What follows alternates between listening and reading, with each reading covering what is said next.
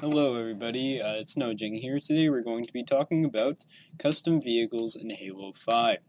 Now I've been gone for a long time, and that's due to me being very busy, but I hope this one will hold you guys who want to still forge. This will involve making vehicles that are not traditional, like warthogs or welded vehicles, although I will also give you a tutorial on how to make vehicles sound like they have an engine if it's running, or just to make them sound good if they're just props there, or whatnot.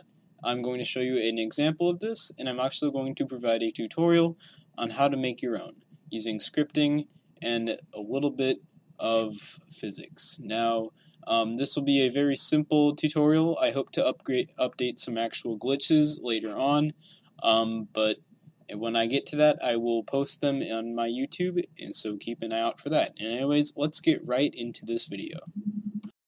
This is my Troop APC, the custom vehicle you saw before in the thumbnail. This one will simply go forward, but I've added another gear that will allow it to go backwards. Now, when I talk about physics later, they do get a little wonky, and it can even lead to something like this. And that is something you do not want to happen. So to combat this, I've basically taken these wheels in the middle here, and to stabilize them I removed the middle two so it's still at the front and the back.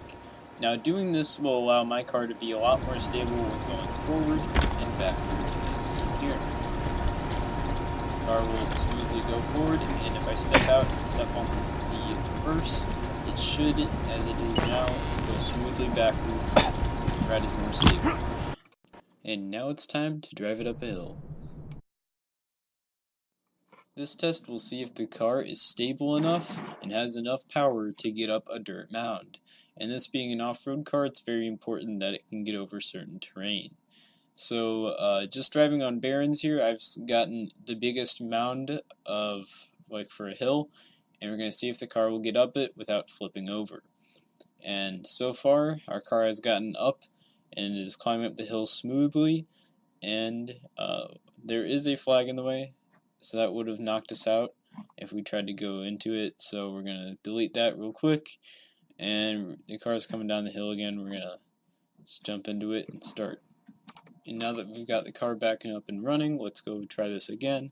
It is going very smoothly up, as you see here, and it has made it up the hill in one piece without flipping over. And due to those inner wheels being gone, the car has become much more stable. And now, after a successful drive up and an example of my car, it's time to show you guys how to build your own. Alright, so now we're going to build the car, basically this small version of what you would make if you're making a full size. But first we are going to need some sound for the engine. Now I've got an assortment here of some various good sounding engine noises for if you're running or if your car is idling. Either will work for this. I'm looking for something that is sort of a mixture of both. You can hear the engine running, but it does sound like it's moving instead of just idling. So it ranges from loud stuff to quiet, from car ticks and some of these just idling noises here. Some of them, like this one right here, is rated for like a smaller car maybe, or and then the engines like get bigger as they go. It really just depends on what kind of engine or what kind of car you have or what you want. I'm just going to take one of the fan ones. This one sounds alright for what I want. Sounds like the car is like still moving, like you can hear the pistons and everything. I'm just going to leave that over there.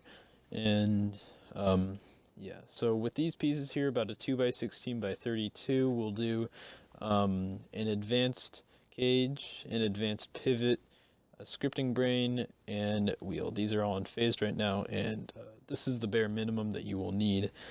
First I'm going to start with magnetizing it to the bottom using a 4-inch snap. I was trying to get a little preciser here, but you can use a 4 snap, will work perfectly fine.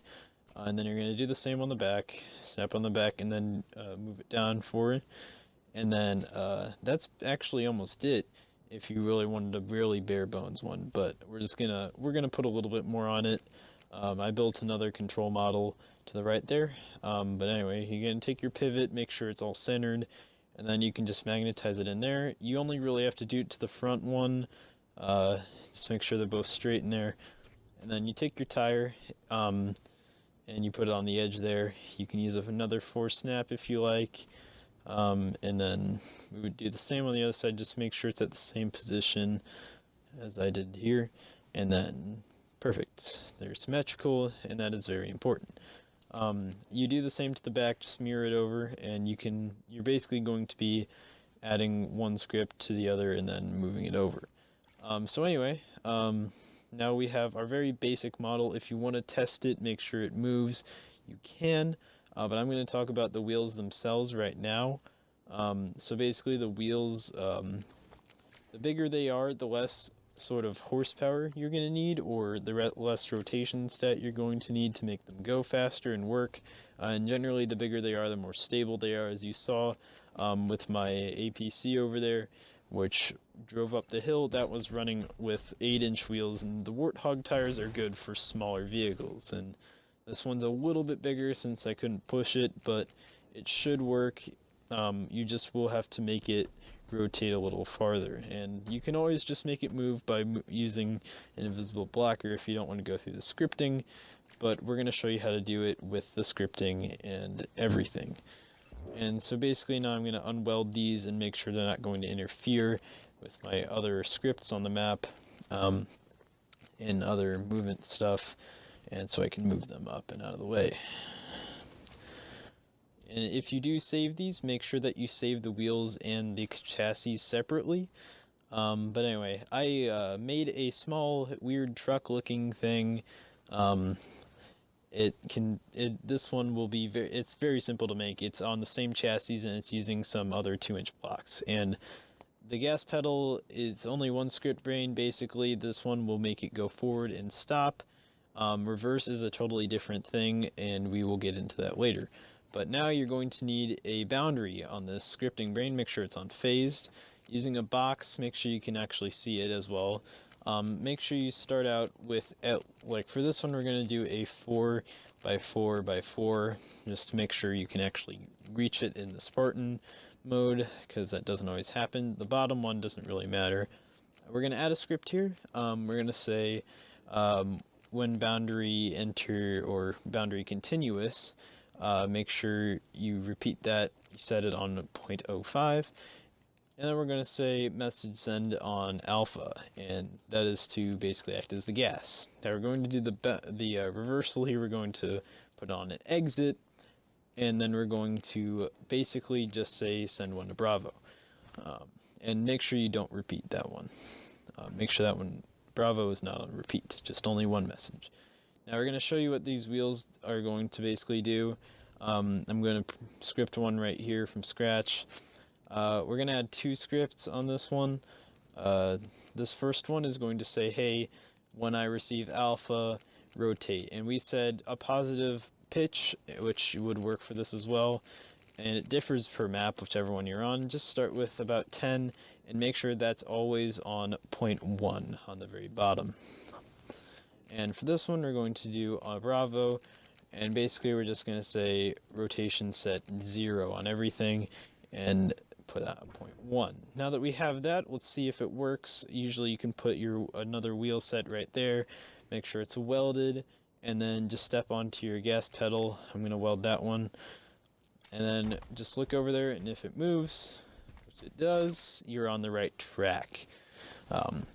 And basically, you're almost done. All you have to do is attach the wheels. Basically, like I said before, you can duplicate the front wheels to the back or whichever one you want. This one has and basically here I'm going to be done. All you have to do is group together your stuff. Just do not group the axles and the wheels or weld them to the actual chassis, but make sure when you're doing the chassis you get every block and these cages, and also the script brain.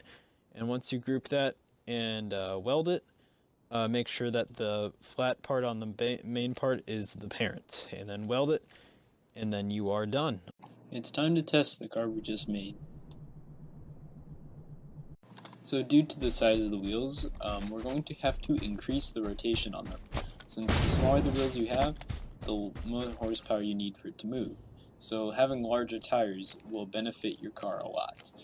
But since we are using these small ones, just increase it to about 75-ish to have it move. We just want it to just roll along for a while. Let's see if it can handle the weight of 2 mongooses. And clearly not, because the car just stopped. So we're going to have to take out those mongooses from the back and attempt to try this again without the mongooses, because weight does actually play into a factor here. And now if we step in, it should start moving. And yes, it does. So what we've created here is a very, very small truck that is not very fast, but we've created it in a very simple way. You can use this to make other creations that you want, and you can customize it however you feel. Alrighty everybody, that is the end of the video. This was a scripting/build tutorial on how to do custom vehicles. If you like videos like this that aren't specifically glitches but are tutorials, please leave a comment below saying so. Most of these prefabs around me you can locate in my bookmarked prefabs or in some other people's bookmarked prefabs that I thought were cool. We've got some more glitch videos in store, keep an eye out for those, and I will see you all in the next video. Peace.